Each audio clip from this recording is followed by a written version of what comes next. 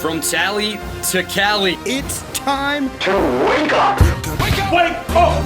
Warchant.com is your ultimate Seminole sports source. And this is Wake Up Warchant, presented by Vitamin Energy. The vitamins. The energy. Now here's Warchant.com's Aslan Hajavandi. And Corey Clark. You the tight, yeah, you the tight, yeah, you the tight.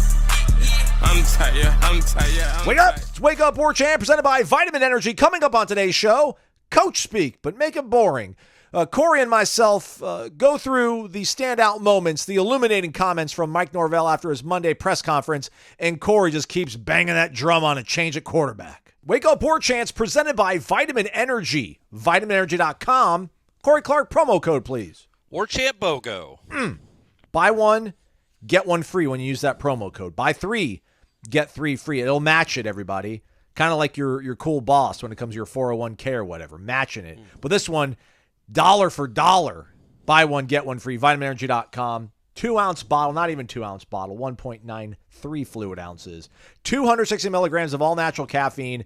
And if you get the extra strength stuff, a little green tea extract in there as well.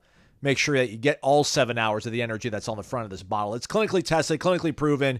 Help out the workouts, help out the focus, help out the mood, help out the immune response. Any of it, all of it, try it out, vitaminenergy.com. Warchant.com, ultimate Seminole sports source. Promo code FSU1 results in a 2-month membership for only one singular American dollar. We're moving, everybody. We're climbing. It's starting this week. Feeling good. I am. I just am. How are you feeling, Corey Clark? I'm good, buddy. I'm good. It's, not great. Not like I was this time a year ago, but still feeling pretty good. Well, just about life in general. Look, guys, we can't let a bunch of 20, 21-year-olds dictate how we feel in our day-to-day.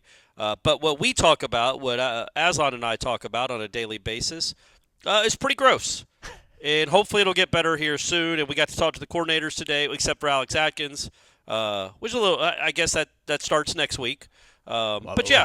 Do we know for sure? We thought it was going to start this week. We don't, but we assume it'll start next week after he's actually been on the sidelines for a game. Okay, fair enough. Yeah, I don't know where I just think. Listen, I listened to Jeff Cameron's show on Monday and the monologue. You were listening to a lot of Warchant content lately. Tapping in, Brett. Yeah, okay. Hey, when it's all roses, I get it. They're winning. Cool. Give me some solutions. But Jeff laid it out pretty bare, just all the things that are going wrong and how dire it feels because you don't know if you can fix it fast enough, and the fixes that are out there, can you manage to stack it on top of each other? Recruiting classes, that is high school. But I don't know, Corey, I just look at this. You played 3 games, you lost all 3 of them. I feel like you could have won 2 of them. Boston College just feels like, at no point did I really feel optimistic. I put money down on Florida State. I think going into the fourth quarter, like when I think they were driving at that point. It was like after the big completion to Malik, I think. I'm like, all right, man, like just you let them hang around too long, Memphis. A team that's more physically superior to you, you've let them hang around. I think they're going to be able to. It was like plus 425. I'm like, why not? Let's go for it. Did not work out, obviously. But yeah, because they took 5 minutes to go 21 yards and then got a first and goal at the 3 and ended up having to kick a field goal. Yeah, but just the more I watch it, the game was replayed on ESPNU during the day on Monday, and you're like, man, they had plays that were there. And if they just make a couple of these, I feel like they can beat a Cal. They can beat an SMU. They could beat a North Carolina. So I'm looking at like you're 0-3, but it feels like you've got a 50-50 chance of winning the next game in front of you. You can probably say that for at least a few weeks until Clemson comes here. I think Clemson and Notre Dame, those are games that I fear can maybe get away from you at some point. Well, in Miami too. I don't know. I think they'll play that hard. I mean, I know Clemson's a rivalry game as well, but I just feel like, listen, that's why I don't really put too much into how they looked against Miami last year. I know Miami didn't have any kind of semblance of quarterback play, but that was their Super Bowl. That's the only thing they had left to play for. I feel like maybe Florida State will be in that same sort of position. But I hope more people are looking at like, all right, man, it's 0-3. This sucks.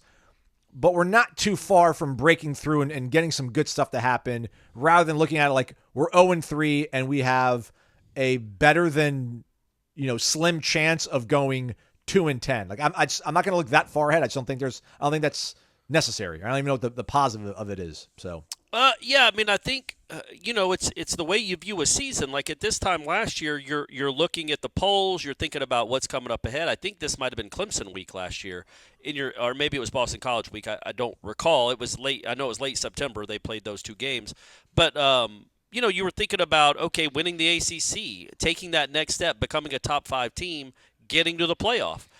This year, obviously, all that's off the table. So you kind of if you're not going to challenge for the playoff, okay, man, then at least you get a reset to look at who was on this roster and who you can count on for next year. That's what this next 9 games to me becomes an audition because, man, they have according to I think it's ESPN, the FPI thing, they have a 22% chance highly of regarded making, FPI. Right, but they have a 22% chance of making a bowl. I mean, and this season's it's a dumpster fire. I don't know how else to explain it. There's probably more astute ways to explain it. But that's what it is. So it's like it's. As a Falcons fan, and it pains me to say this as somebody that's been going to Florida State games for flipping 40 years now. But, as a Falcons fan, I'm kind of used to, like, October, like, okay, let's just see if there's anybody on this team that can play that'll be good next year. And let's play for a draft pick. Don't need to win games, and obviously college football doesn't look like that. It doesn't work like that. You don't get the number 1 draft if you have the worst offense in the country.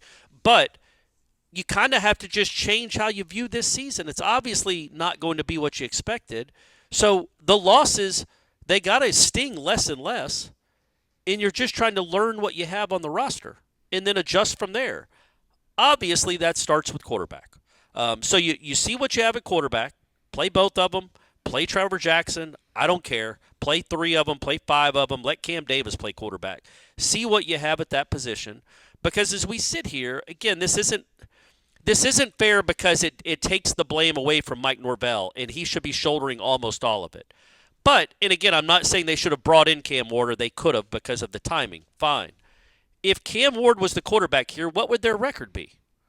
3-0, probably. Maybe. It would definitely be – I would think you'd say it's 2-1, right? Yeah. He just changes the way a defense has because of his ability to move, because he's a better quarterback than DJ. He sees it quicker, it would appear. He's just a better quarterback. That you might be 2-1 or 3-0, so it's like, okay, there would still be some areas of concern. There would still be some things you'd have to, I don't know how else to put it, areas of concern. But you would probably be 2-1 or 3-0, and you'd be ranked. So that's how important that position is, man. And again, I'm talking now about a guy that might be invited to New York to a guy that is probably going to be benched real soon. That's a huge gap. But if you had good quarterback play, like not even exceptional quarterback, good quarterback play, if you had the best quarterback on the field the last 3 games, and it ain't like you played 3 superstars, pretty good players, experienced guys, but I don't know if any of those guys are going to be playing in the NFL. You had the worst quarterback in 3 straight games, in my opinion. If you had the best quarterback, you don't have to be great, just be better than Haynes King. What's their record? Again, I know the problem with that, though, is that it masks what's going on with the rest of the roster, which is clearly it's not a great roster. It's not a great defense, not a great offensive line. But good to great quarterback play can mask all that. Bad quarterback play just illuminates it. It accentuates it, where you're literally one of the worst offenses in the United States. You probably are the worst offense in the Power 4. So, this time next year, they might have a star quarterback, and we all might be feeling better about things. So that's what I guess my point is. That's what gives me hope that it can turn around quickly. Not maybe national championship in 2025, but it can turn around quickly. What depresses you is we've already seen how quick it can flip the wrong way. Now let's see how quick, again, it can flip the right way. And that's what I think these next 9 games are all about, getting ready for 2025. This quote got a bunch of people upset on the internet. It clearly has not deterred Corey Clark from banging the drum that a quarterback change is needed and maybe even imminent. Let's hear Coach Norvell talk about his takeaways after 3 weeks of watching DJ run his offense. I am pleased with the way that he's preparing. I am pleased with the things that he's doing. You see the moments, all right, where he's giving us a chance. He's giving us an opportunity to have, big plays. I thought there was a lot of the reads and things that he needed to do in the position where he needed to put the ball that was possible. So, yeah, Corey, I can hear you breathing still heavily, man. I don't know, for some reason that read as though like I'm backing up my guy, I'm doubling down. Everybody's like, oh, he's too stubborn. but that didn't strike you as any kind of vote of confidence. Is there a way we didn't have a production meeting. Is there a way you can continue to play that quote? Sure, yeah. Let's hear the rest. Let's hear the rest of it, because what he says after that is what has me thinking. Okay, a change might and probably is imminent. All right. Positive. Like I said, there was a few times that we got to be better, and so I'm believing that we're going to see growth from every position that we have. We're going to see continued competition at that. But I know what he's putting in, and I see what he's seen, and then obviously we just all have to be more consistent about the execution of that, and making sure that for this offense we get the spark that's necessary to go and be what I believe we can be. Is that the spark? Is that what we're talking about? Ooh, yeah, code word. And also the competition part of it. Okay. And again, he was never asked, "Hey, are you going to make a quarterback change?" Honestly, folks, do you think Mike Norvell would say, "Yep"? Hey, Cal, start getting ready for Brock Glenn, baby. Hey, man, Sharon Moore did it. Yeah, right, but Mike Norvell ain't doing that. No. You know that. I know. So, we could ask him after practice today, fine, but he's never going to say, yes, we're making a quarterback change. We'll find out Saturday at 7 o'clock, or maybe they announce it at 6:30. They probably announce it on the big board. After Fitzgerald gets the biggest cheer, Brock Glenn would get Brock Glenn's cheer would be very big. But the fact that he says competition – the fact that he brought up a spark, but also the fact that he had ample opportunity in a couple of different settings and scenarios. A question I asked him, a question that he was asked, that Ira asked him about the backup amazing quarterbacks. Job, by the way, by Ira. That was a master class. That was a TED Talk seminar on how to ask a guy that never likes answering direct questions, an indirect question that was directly at what are you. And Ira's question was essentially, how do you keep those guys want to help? They want to play. They probably think they can play. We'll hear it later. Okay, you got that teed up. Good. We got all So with this question in particular, and then the one where he was talking about those quarterbacks, he had ample opportunity to say, look, I believe in DJ. DJ's our guy. We've got to play better around him. He didn't do that. If DJ was he's still got at least half a brain. He's got $10 million. He didn't lose his whole brain.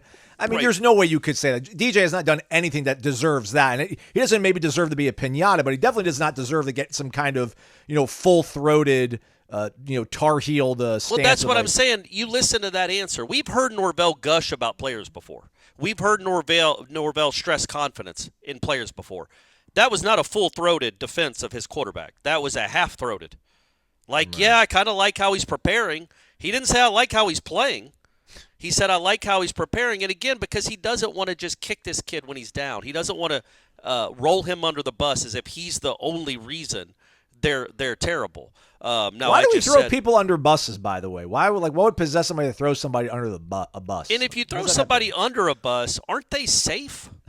Won't the bus just go over them? You throw somebody into a bus. Not under. If you're under a bus, you can just sit there and cars roll over you. So that's what kind of caught my ear a little bit, was that he didn't come out and express a lot of confidence in the way DJ's been playing. Yeah, he said he made a couple of reads, great, but he also giving him a chance. Giving us a chance. So, right, giving us a chance on a few plays. He's also, said, there are things he could have been better at. It's like, yeah, we know a lot. And so the fact that it wasn't full-throated, the fact that he talked about those quarterbacks think they can be the X factor and he's trying to build them up, or they're itching to go, and he loves that about him. And the fact that he said, I have confidence in that position. That was the main thing. He didn't say I have confidence in that player. He said I have confidence in that position. Again, there were opportunities for him to say I have confidence in DJ. I have confidence in the way he's playing. He did not, because how could he? So that's what absolutely I did. Look, man, I think I speak Norvell pretty well. I can tell when he's kind of coach speaking his way through an answer without criticizing a kid, because he never will. He'll always say, other than the perimeter blocking, which I thought was I got that one. Very candid. He won't throw a kid into a bus. He'll say we missed some opportunities there. We had some challenging opportunities there. However he phrases it in Norvellese, he is not satisfied with this quarterback play at all. It's clear, and it seems almost crystal clear that you can't keep banging your head against this wall. And if he does, and DJ goes out there and plays 4 quarters and they score 1 touchdown again, then that's that's when you can really start sharpening arrows towards the head coach, because at some point your eyes are telling you what the truth is. The kid can look, and he doesn't. But even if the kid looked great Sunday to Friday, if he goes out there on Saturday and you keep scoring 1 touchdown a game against not great defenses, you can't keep doing it. And I think he was not necessarily candid in that the other quarterbacks will play, but he certainly didn't dispute that there's a chance that there will be a different quarterback playing on Saturday. All right, so Corey clearly stoked that the door is ajar for change under center. I was stoked because I think Mike was signaling to me, I listen, I like and subscribe to Wake Up Warchant every single day without telling us that he does that. With a 42-second exchange that was just absolutely golden and what I want to see out of my head coach in the midst of an 0-3 start. Evaluate perimeter blocking, and when there are miscues, I guess what are things that... Oh, it was bad. It was awful. It was the worst. There's no easy way to put that. I mean, there's times that you stop the film and you see a third of the field with, we have as many or more than what they have, and you get no production. That sucks. And so, it was a challenge. That was something that was issued, and, we work really hard, and we've had a really good, standard of how we've executed in that moment, in those moments in the past. But that was awful. It's kind of directed my response on that. Yes. Let's go! He's back, man. Angry Mike is back, Corey. Yeah. That was like a small glimpse of 0-4 Mike 2021. Just I believe I can see him turn the lights on, getting up in the middle of everybody. That was awful. And just looking at 5 different people, like daggers that he put into you, staring at the guys that did not block well on the perimeter. That was awful. And I feel like that's somebody was saying, listen, Aslan, this is a fragile team. He cannot, call these guys onto the carpet in front of a national audience during a game, which okay, I get it a little bit, I guess. Man, I like that. That feels like we've hit a different part of this anger and disappointment where, when you lose at Georgia Tech, you lose that game, but then the next day you're kind of you're touring Dublin, Ireland. This is kind of cool. What a weird game that was. Let's just get back to America and figure things out. We'll be okay. And then Boston College comes and slugs you out on Labor Day, and you're like, what the hell just happened? And then you got an off week. You're like, all right, we'll be fine. We'll fix it in the off week, I guess. And then you don't. This is back against the wall kind of time in a season, and it's put up or shut up time, I feel like. And that to me was the ultimate line in the sand. He said something in the press conference I don't have queued up, Corey, but just something along the lines of I know where we're going. Yeah. And it's it's up to them to figure it out to come along for the ride almost, or some of that. So yeah, he also said I don't need a pep talk. I know where we're going. I believe in where we're going. He said all the right things. He expressed a lot of confidence in himself as a coach and as an offensive play caller, which is good. It's better than the alternative of a guy being like, I don't know what's going on. This is concerning. Did I lose it? He's not saying that, but yeah, I would say that might be the most pointed answer he's ever given. Yeah. Like a direct criticism. Now, he didn't say anybody by name, but if you go watch the plays, you know who he's talking about, and it's multiple guys, but he's right. It was awful. It was awful. There are a couple plays where if you just slow him down, it's a first down. And instead he runs right by you as if you didn't even know the play was being run. So yes, he was rightly upset, and sometimes he can kind of couch himself a lot when he's going to start get going and criticizing and pull back. That time, no, that was straight up anger. And so yeah, man, you're right. That was good to see. I thought overall, I thought he handled a 30-minute press conference with no fire alarms as well as you could hope for a guy that's 0-3 coming off a 13-0 season. But at the end of the day, it doesn't matter, man. Go win. Go get your team to play the way you want them to play, the way you keep saying you believe they're going to play. Go find that because it's obvious how frustrated he is. But frustration's one thing. Willie was frustrated too. Jimbo was frustrated in 17. Bobby was probably frustrated in 06. But can you fix it, or are you just going to keep telling us you're working to fix it? And I believe in this team. That's what this week is, man. Like, you're playing the best team you've probably played so far. Certainly, I think you're playing the best defense you've faced so far. So there's no hope at all, in my opinion, that you're going to go out there and have a banner day offensively. But prove me wrong, man. Like, go figure something out. Because but I did like the fire and the passion. It was there again. But again, get your team to play like that.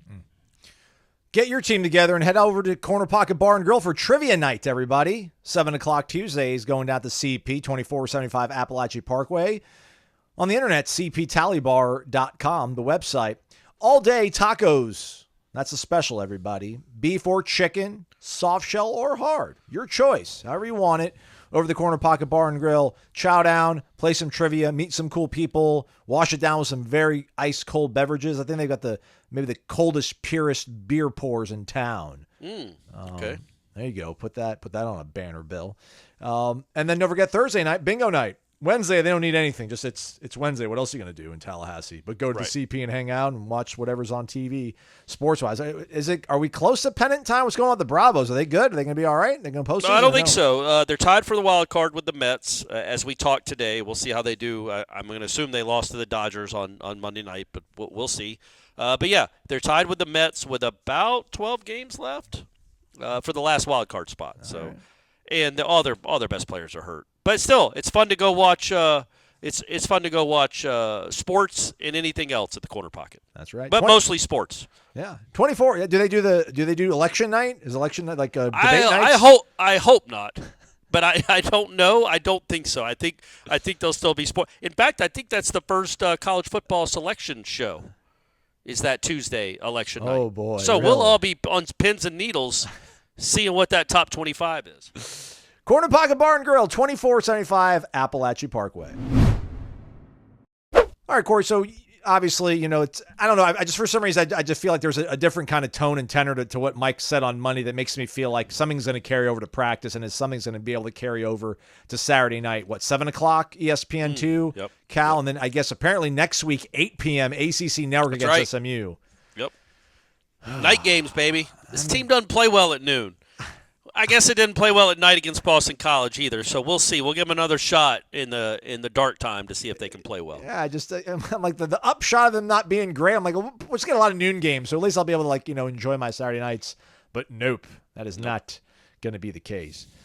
Shout out to our guy Corey. You weren't mustering the 0-4 rally cry here, but that's next week. Yeah, that's next week. No, this was a legit question. I genuinely had a question for him. Where were you trying to go with it? I'll let you set it up, and then we'll let Coach give you his response. Basically, even though he's accomplished a lot, this is like it would be like Tom Hanks starring in the worst movie of all time 3 movies in a row. Like at some point, don't you start questioning, like, man, my ability to pick projects my radar is off. Right. Something's gone wrong. I used to be the biggest actor in the world, and I used to be nominated for Oscars and win some. And now look I'm starring in the Goonies 4 or something. Like, why am I doing this? And not that Tom Hanks' career needs any, he's still doing well, I think. Not Philadelphia / Forrest Gump well, but he's still doing well. But I think that's actually not even a good example. Let's say Daniel Day-Lewis, maybe. Like Tom Hanks is. Well, they're both old. Anyway, it's like a very good Oscar-nominated actor being in 3 bad movies in a row, where he starts wondering, okay, do I have the right management? Do I have the right people on my team?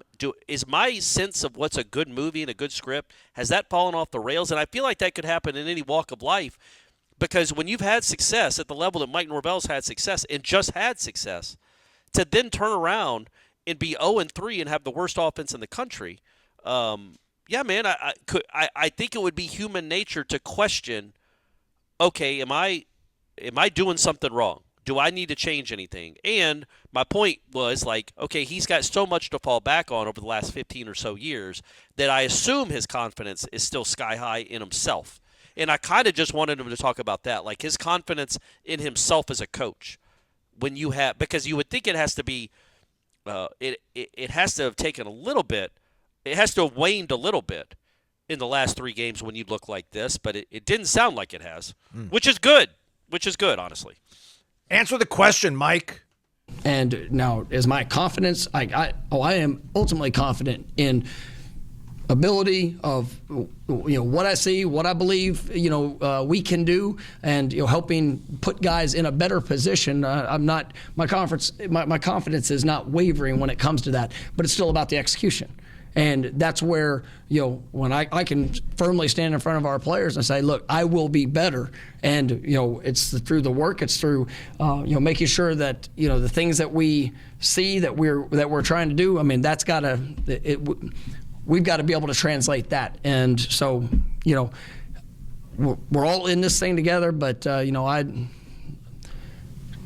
for however it sounds, I mean, I know my capabilities as well, and I'm very confident in what that will be. All right, man. Yeah. I'm buying. I'm holding It's on like Tom Hanks stock. after that 3-movie stretch. He's like, I'm still a pretty good actor, man. I know I'm a badass.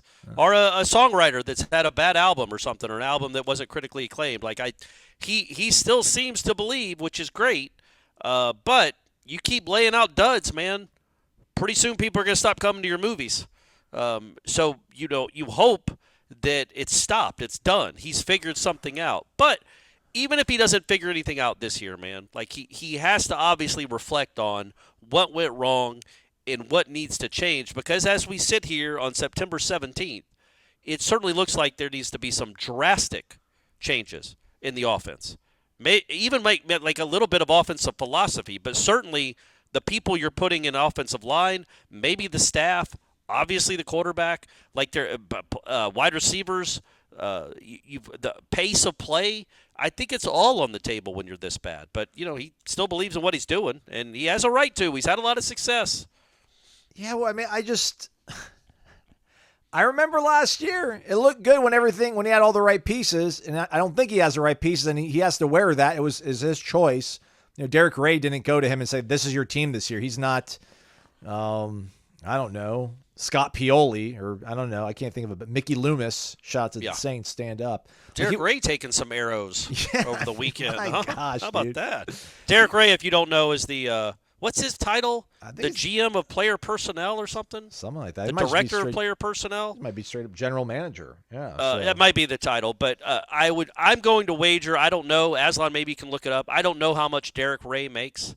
I'm going to assume it's the neighborhood of $300,000 to $400,000. I know Mike Norvell makes $10 million, and we could obviously say that the portal was not good to Florida State this year, but if anybody is taking any blame for who is throwing the ball at Florida State, who is the quarterback at Florida State, and the people that were brought in on offense, there is less than zero chance that Mike Norvell gives that kind of autonomy to Derek Ray. Less than zero. At the end of the day, he could get suggestions. Mike Norvell is pulling the trigger on those things. He's calling the shots. Derek Ray is giving him maybe possibilities, options, but it is absolutely on the guy making $10 million to determine who's on his roster. And if it's a bad roster, that quite obviously falls at the guy that's getting paid to put together the roster, which, titles be damned, is the head coach. Could not find it. I'm trying to look it up on like the state of Florida salary database. Oh man, you're going deep. Yeah, because I don't think. I don't think they're like, oh, they signed him to a 4-year contract, paying him whenever he did get announced for having that position. And that, it's not to say that Ray has done a bang up job. Who has on this current staff for this season? But he was hired in February of 2022. Yeah. So if you guys can do the math, they had some pretty decent teams. Over the next 2 years, so meaning if he's gonna get a lot of blame for this season, which fine, give it to him. Well, then you need to applaud him for what he did the last 2 seasons. If it's all on the guy making maybe the least amount of anybody in that orbit around Norvell. But yeah, look, moving forward, I think it would behoove every school in the country to have a staff, like a lot of guys putting time into this. But even then, this is not it's not Scott Pioli telling Bill Belichick who to draft. It's not how this works. This is not a draft. This is not somebody that gets paid solely to make these kind of personnel decisions. You just coach the team I give you. That happens a lot in professional sports. That is not happening at the college sports level. Should say Jason Licht from the Bucks. That's right. That's right, buddy. Or Jason Light, maybe I'll pronounce it. I think it's Light, but he's been there a while. He was the GM that drafted Jameis. Drafted Roberto Aguayo. Well, yeah, he's had some misses, but he also got him a Super Bowl. And apparently they're the best team in the NFL this year. Congrats to all the Buck fans. Baker Mayfield's an MVP candidate after 2 weeks. Yeah, that makes Stephanie, a Cleveland Browns fan, very, very happy. Hey, man, Deshaun bounced back. Got dubbed. Man. They were 2 of 14 on third down. He was a little bit better than average. It's fine. They scored 18 points. I need a 30. 2 of them were a safety. I just need the 30 for 30 of how. I mean, I know what's led to him playing this poorly, but I just need to know how that has led directly to him playing so poorly. But I digress. Yeah, I don't know. I feel like again, I feel like they're so close on so many plays, and I hate to sound Jimbo-ese and talk about inches and things of that nature.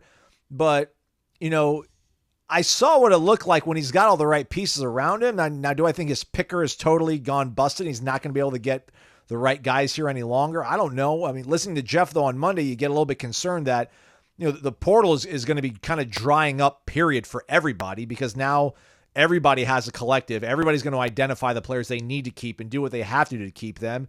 And then listen, you're not going to have as good of a product this time around to sell.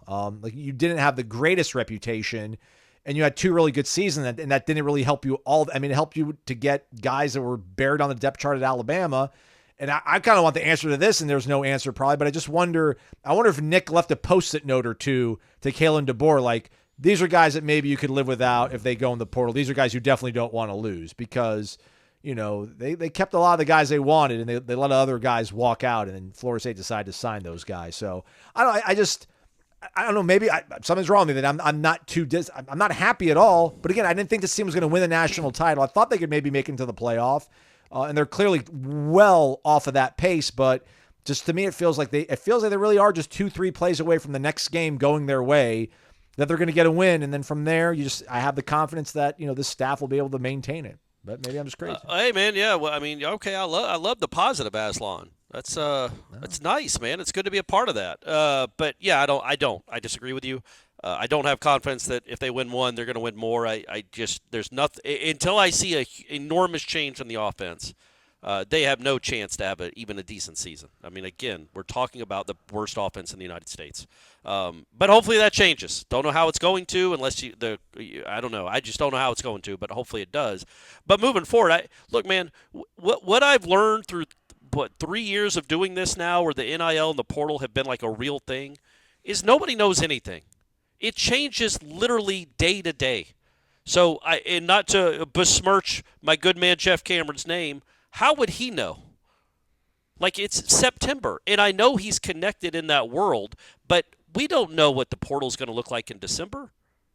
But the anticipation is, though, that now, like, a Keon Coleman's not going to – I mean, maybe that's a bad example because he was at Michigan State. I'm sure he wanted to get the hell out of East Lansing. But it feels like every team that's now pot committed to winning football, they're going to do the things they have to do to make sure they don't lose guys that are very valuable in the portal. And I don't know – Can you count on the Johnny Wilson, the Trey Benson, the guy who guys that just were totally, absolutely neglected at their previous schools, getting both of them and then being able to hold on to them for 2 years and then having them play great together? But I mean, it's not like that's ancient history.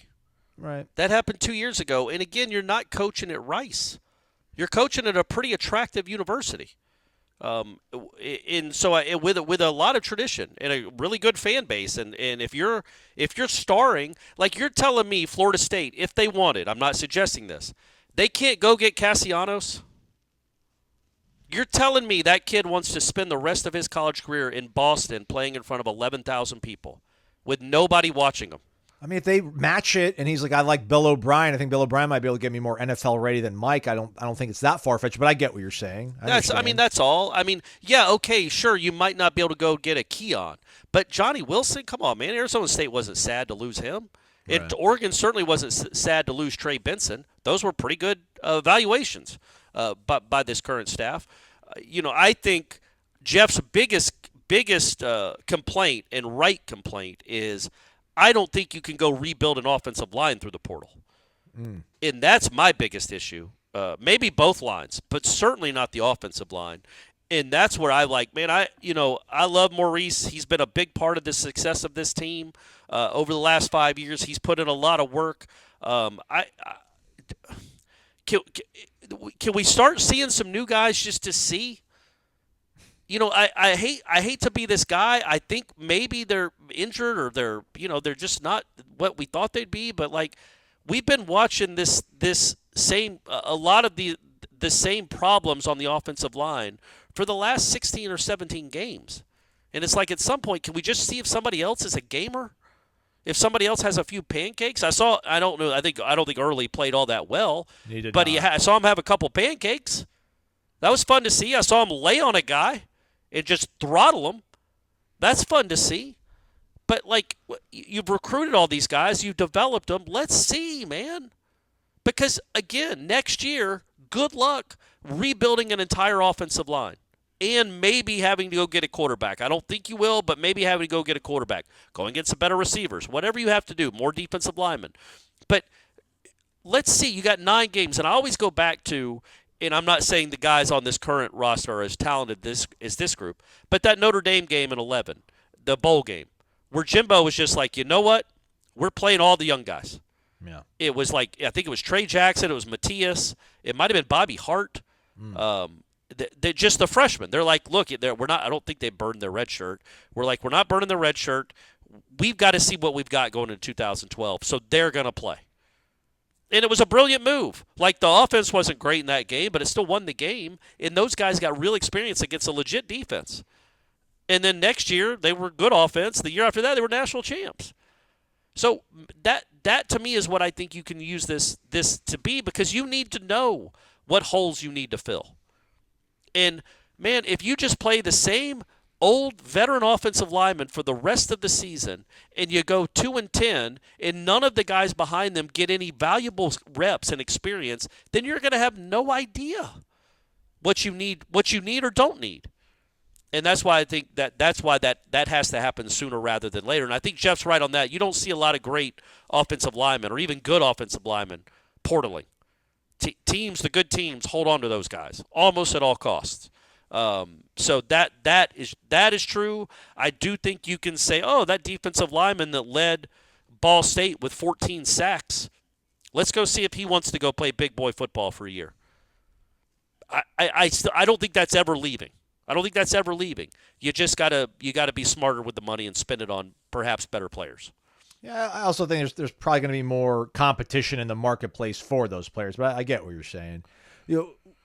Norvell said that, somebody asked him about, I think Nee from 247 asked him about maybe Wildcat, just some things just to create a spark. And he's like, yeah, we'll look at stuff. He's like, but you don't want to get into a place where you're just a grab bag, I think is the word Norvell used. Like, you're just kind of grasping for anything. And I get why? Why are we doing it? Was his other question, yeah. right? Like, what is the why for this? Yeah. And I know, and Corey, your why is like build for the future. Obviously, the season is by and large lost. But I just do wonder if this staff looks at the fact that, it's 0-3, but you're 0-2 in conference. And, I don't know.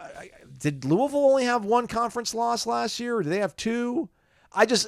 And I know it sounds crazy. Listen, I don't think that Florida State, I don't know what the odds are for them to make it to Charlotte, but it's plus, and there's a whole bunch of numbers after that. But I just wonder if this is like the last sort of stand where they might be able to, like, all right, like one last run with DJ, one last run with, I don't think Byers is going to play. The way that he talked about Darius, and I think he said, I don't know, it was encouraged. He used some word that made it sound positive on Darius and Jeremiah. Promising. Yeah, but then he kind of came back and made it sound like Jeremiah is probably not as much promising to return as Darius. I just feel like this might be like that one last kind of, I don't want to call it like a last stand, but he can maybe hold pat with what he has, and if they can just play, if everybody can do their 1% a little bit better, focus on their job, I feel like that's, after this game, then we'll see it. That's why maybe I'm not totally getting my hopes up for like widespread changes, because I think maybe we'll have to wait one more week. Do you think I don't know, people that listen to this show, I'm not friends with Tom Segura. I would never say that I'm friends with Tom Segura, but we've been friendly in the past. I've hung out with him a couple of times back before he was a world-famous superstar, but I've hung out with him a couple of times. He's a big Florida State football fan, and we all know Bert Kreischer went to Florida State, or most people do, and it was the basis for Van Wilder. So they're big Florida State fans. And it's gotten so bad, Aslan, that Segura DM'd me on Saturday night and said, what the blank did I just watch? And what I told him, and I hope everybody listening to this appreciates it, is I DM'd him back and it's like, well, you and Bert could buy them a really good roster next year, my man. Why don't we get in that NIL space a little bit, buddy, with all this podcast money and this touring money, and then they could have an Ohio State roster just like that. So I guess what I'm saying is we'll see how big a fan Segura really is. But in all seriousness, like it's been that bad that like people from all walks. I've got friends all over the country. That's not true. I have friends mainly in Georgia and Florida. I don't know why I said all over the country. That's nuts. I don't know anybody in 45 of the states. But texting me, one buddy of mine just texted me that he loved me after the game. Yeah. I've had other people saying, "What in the world is going on? Is Willie still the coach?" And we've all got it. Everybody listening to this has heard from their friends. Some poking fun, some legitimately like curious, like how did it get so bad so quickly? And it's hard to answer that. But I do think again, the hope you have to have, and this is going back to what I was talking about earlier, is you see what you have in the young guys. I am flabbergasted, especially now having watched him for 2 games, and certainly in the Memphis game, that Justin Cryer couldn't play at all against Georgia Tech. Omar Graham, who has not played since because he has not been healthy, played essentially the whole game. Justin Cryer legitimately got 0 reps. I think he played special teams. Right, but I'm talking about defense. Right. 0 reps. Yeah. And then I would say on Saturday he was one of your best defensive players. I know he graded out the best, but I thought overall he was an impactful guy. He made a really nice interception. He actually covered a tight end, which has not been something Florida State has been doing with great regularity and success this year. So let's see what Justin Cryer and Blake Nicholson are. Let's see what, I guess, Conrad Hussey is. Let's see what Quindarius Jones is. He played a lot in the fourth quarter on Saturday because I guess Fentrell went down. I didn't remember that. We're calling it Fenn now. It's not Trell anymore. It's Fenn. It's Fenn now. It's Fenn. We've switched to Fenn. We'll see where he is on next week. And then, offensive linemen. Let's see Early. Let's see Otto. Let's see other guys. Let's see just guys play and see what they are. Cam Davis more. I don't mind Mekhi Danzy. Throw McCoy out there. I mean, for heaven's sake, use this season. Use this season like you kind of did in 2021, right?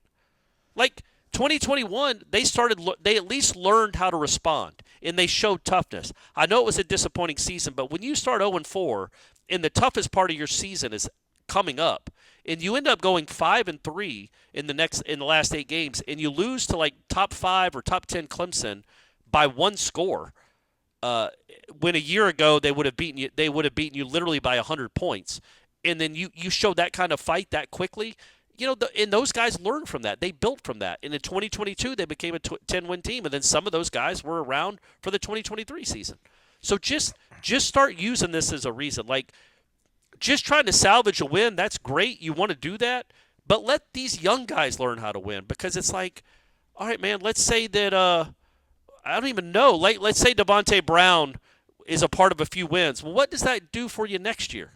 Is he a senior? Maybe he wasn't the best example. I think he is. I thought he was. I know he's played a lot of. He's very experienced, but maybe he's not a senior. I thought he was a senior. He spent 3 years at UCF. He was at Miami last year. He's a redshirt senior. Yeah. So like, it's okay. Why don't if you're gonna be bad anyway, if you're gonna struggle to get wins anyway, struggle with the young guys that can learn on the job and get better, and then maybe guys like Cryer and Nicholson become leaders. Daniel Lyons keeps making plays in the backfield occasionally. He's a leader. Guys like that you can count on. That's just what I want to see from the next 9 games. Give you a little bit of hope moving forward that you have some real talent coming back in 2024. And if you can put a quarterback in an offense, a quarterback that can work in this offense, and you can go score some points, you have a chance to have a nice season in 2025. It's 2024, and although the Cubs did win the World Series, nope, no flying cars. But our innovations have yielded things like phones that tell us what song's playing and televisions the size of mattresses for mere dollars. And tools to help us groom without the stresses that we had to deal with of yesteryear. We're men, we're tough and all that stuff, but some bits a little bit tender, a little bit sensitive, maybe a little bit delicate. Well, Manscaped has crafted devices to safeguard our hardware. It's called skin-safe technology. It involves the use of blades with advanced ceramics and rounded teeth. I mean, the thought of teeth near the jewels. But hey, rounded teeth? All right, sounds safe, feels safe. Head to manscaped.com, use the promo code WARCHANT to get 20% off your order. Manscaped, like landscaped.com, promo code WARCHANT for a deep 20% discount. Manscaped.com, be him and trim.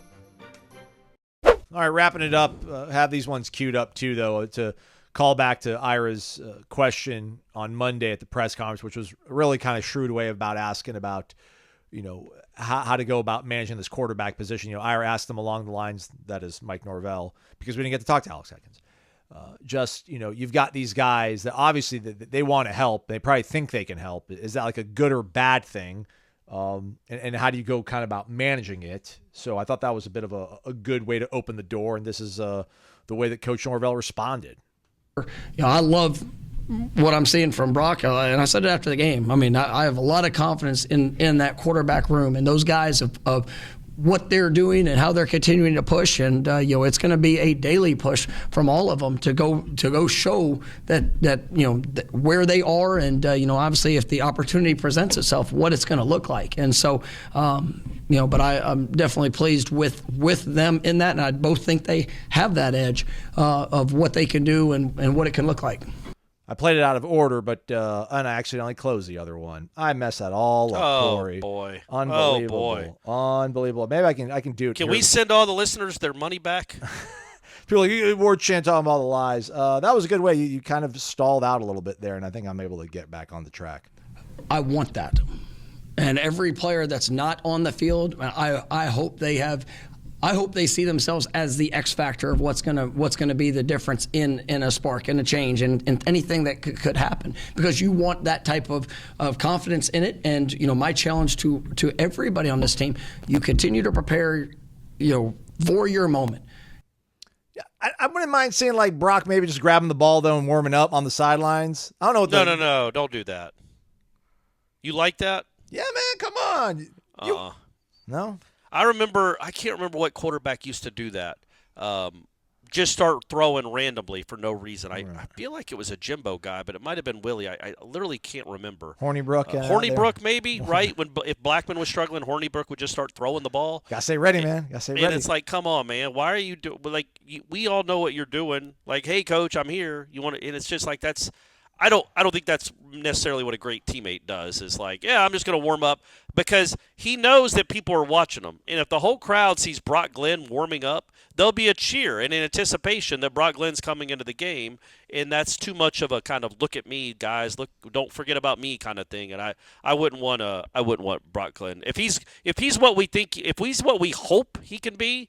There'll be plenty of people watching him anyway. He gets 3 years to show us how well he can throw the ball. Don't do it on the sidelines when you haven't been told to, in my opinion, during the course of a game. And sorry to digress, did you think there was a better than good chance that he was going to come out and start the second half on Saturday? Yes. When you have 67 yards at half, yes, I think everything's on the table. And then it was like, credit to them, the very first play is a 65-yard throw and a nice throw. But yeah, that's another thing, Aslan. If we're going to just start criticize, if we can keep on this subject for a second, one of DJ's biggest strength, without a doubt, is his arm and his ability to throw the deep ball. How many shots have they taken? Ooh, 2, 3. I mean, I know they threw one against Georgia Tech, a deep ball to Georgia Tech that Benson was open again, and he threw it out of bounds. D-Rob broke it down on the film breakdown a couple weeks ago. And then he threw the one to Benson on Saturday. I don't feel like there's been another throw where he's just aired it out. 12. He's had 12 pass attempts that are 20 or more yards. I'm talking about 50, man. Well, that's not the way it works on PFF. I'm trying, buddy. But I know, I got you. But you know what I'm saying? I'm just trying to tell you to jog your memory and think about it, because that's his strength, is how far he can throw the football. why in the world is he not throwing the football deep? Like, try it, test it. See if you get a PI. See if a kid can actually go make a play. They've thrown 2 deep balls that I feel like they've thrown 2 balls all season out of 80 attempts that were in the air for 50 yards. I thought they'd be doing that once a quarter, twice a quarter. Why bring them here if that's not a part of your game plan? Well, there's a lot of guys that can throw 15 to 20-yard passes. That DJ's greatest strength is that arm strength, and he has not used it at all. So the pie chart for him is 15% of his pass attempts have been behind the line of scrimmage. Good grief. He's 14 of 15 on those, though. That's a 93%. Oh, it's great, man. He's lighting that up. 14 of 15 for what? 11 yards? 61. Okay, Show some respect. Okay, great. Show 4 some yards an respect. attempt. Perfect. Between 0 to 9 yards, that's been 33% of his pass attempts. Medium pass attempts, that is 10 to 19 yards, that's been 30% of the mix for him. Deep shots, that being 20 or more, that's only been 12% of his pass attempts this season. And I literally, in 2024, I don't even know if you'd call a 21-yard pass a deep shot. I think deep shot is over 40. Like, the ball is in the air for 35 or 40 yards. And, again, I think like they've thrown 2 of them. So he's 50%. Just throw it up. Like, literally just throw the ball. So that's but yeah, man, I don't. So yes, when he came back out to for the start of the second half, I was watching intently because Brock Glenn and him were both warming up. Brock Glenn was stretching his arm out and doing the arm rolls. Do you think they told him to do that, or do you think that was Brock trying to take? No, I think he was really getting loose because he was throwing the ball. But yeah, they went with DJ because he was warming up with DJ.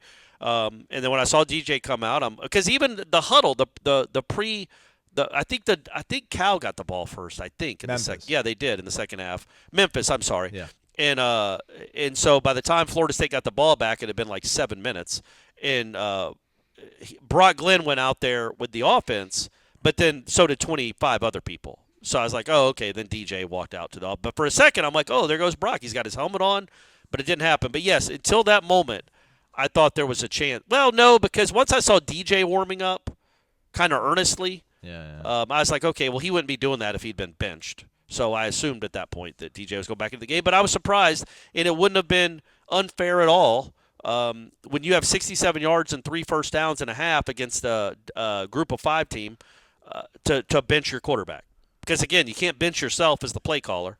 So go make a change, and he didn't. And, they did – I don't know, man. He played better. Who's the onus on then, Core, for the next 2 days that we're going to be able to watch practice? Does Brock or Luke maybe, do they need to do something different? Do they need to stand out? Or does DJ need to do something that makes you think that, he's going to be able to shake some of the stuff that you're not seeing during practice that apparently happens in games? It's just like there's nothing that DJ can do during practice, in front of me anyway, that will make me think that he's figured it out. Nothing. Because he's not getting hit. I didn't want to say figured out. I didn't understand what you're saying. I wonder what needs to happen in these next. I feel like they can't look the same as looked in practice, and then you'd be like, all right, they're definitely going to start Brock. And we also need to come up with a code word at what we think is going to be maybe Brock starting at some point. I don't want to put too much pressure on the young kid, but man, go take it. Like, it's there for the taking. Go take it. I mean, there's only so much this coach can do. I get it. He can be like, well, you look like not great, but I'm still going to do it anyways. But make it a little bit easier on everybody, Brock. Like, have a great week of practice, please. I mean, as long as he's upright and healthy, I would go with somebody that can move. That would be my take on it as a coach. Now, I'm not a coach, and I'm certainly not nearly as astute at offensive football as Mike Norvell. He's made a lot of money doing this. He's very good at it.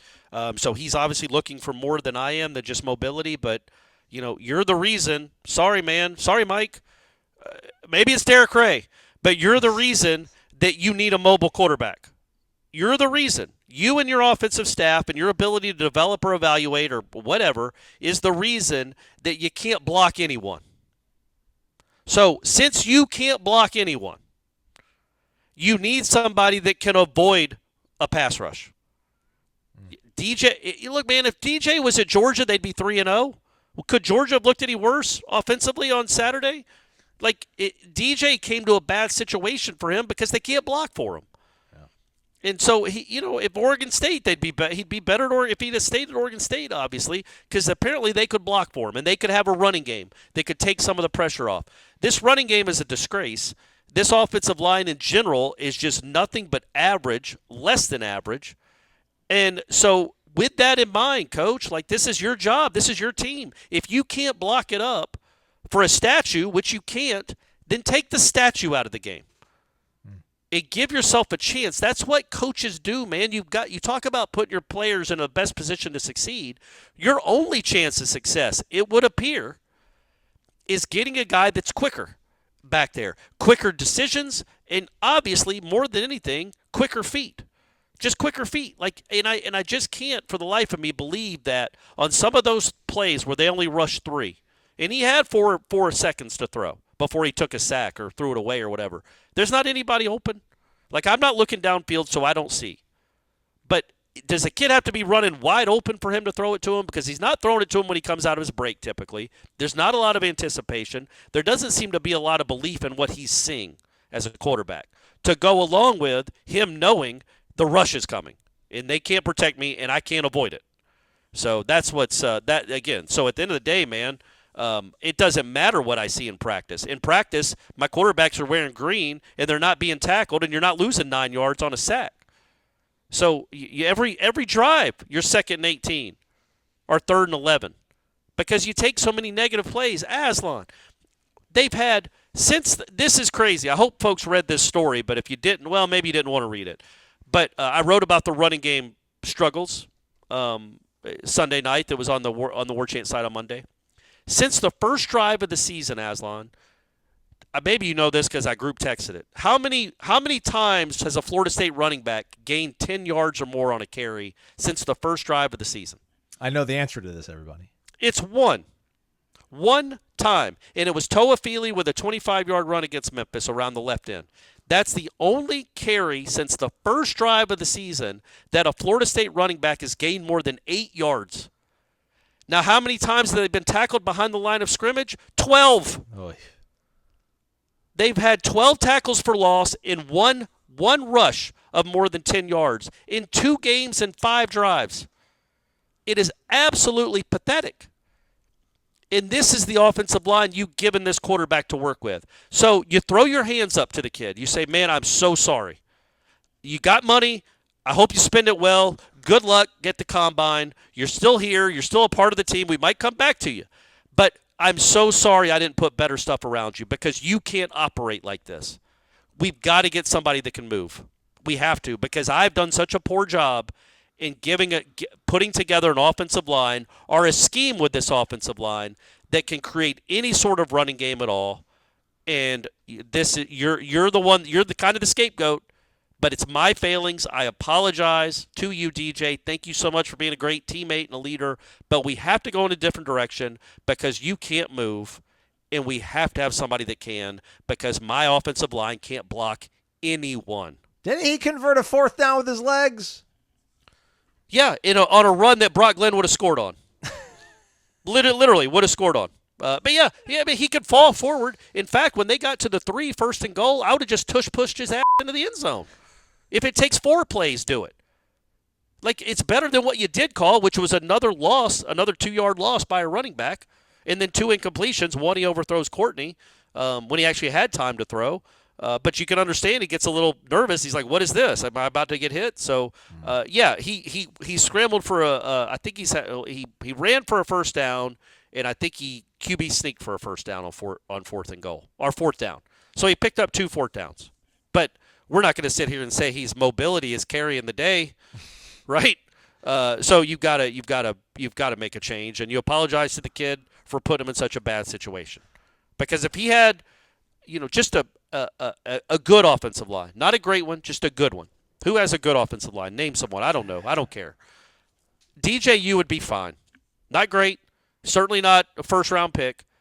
But if he had a running game, he would be fine. Folks, I just want you to know this.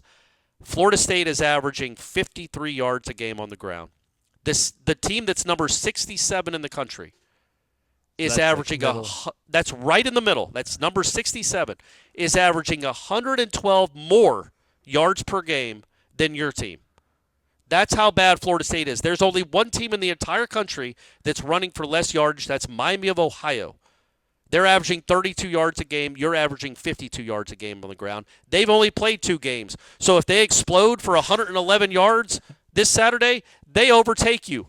And you will have the worst rushing attack in the country.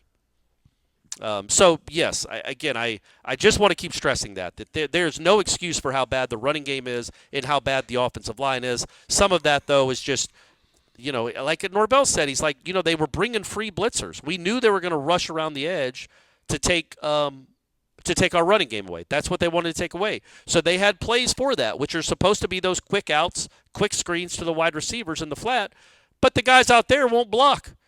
So you're losing yardage on those plays too. Again, that all comes back to the feet of the play caller and the head coach and the offensive coordinator.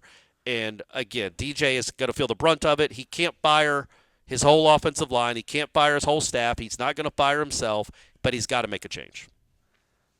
So you feel okay about this upcoming game, though? Oh, no, I think they're going to lose. They're playing a team sarcasm, that's... Yeah. Oh, I'm sorry. Yeah, but I mean... Trying to wrap us up without making Sorry, but they're playing a team they're playing a team that has confidence, and they're playing a team that has a very good defense. I think, anyway. I think Cal has a very good defense, and it's going to be a struggle to score. But what else is new? Hey, go over to Corner Pocket and drink some vitamin energy, everyone. I'm trying to find. Have we seen a line on this game yet? Florida State was favored. Last I saw, they were favored by like 2.5 or 3. 2.5. It was 2, so it's gone up. Okay. Okay. All right. Maybe they know something we don't know, Aslan.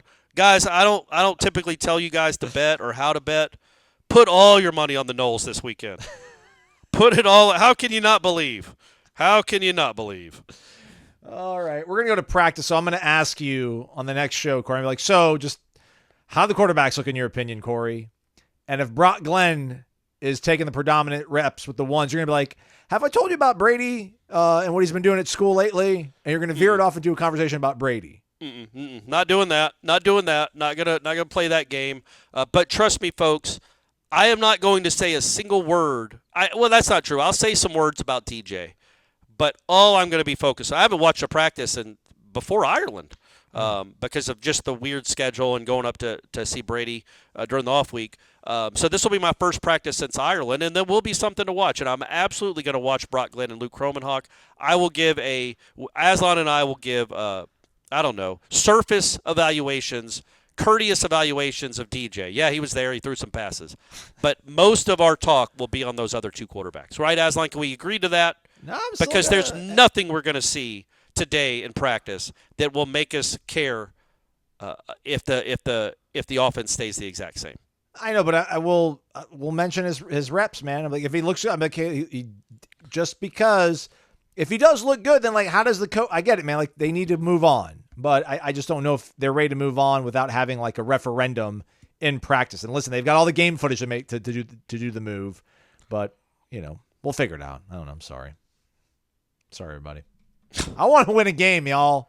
Hey, all I'm saying is the Panthers just benched the number 1 overall pick in the draft 2 games into the season. They announced it to the whole world. Yep. So if that can happen, a 1-year rental that's at his 3rd school in 3 years, he's not above reproach either. He can be benched for just a spark, if nothing else. Is there any chance they give us Brock on Wednesday? Let's say Brock has a really good practice Tuesday and Wednesday. Like, do you think they would actually let him talk to the media beforehand as like almost like we're moving with this guy? No.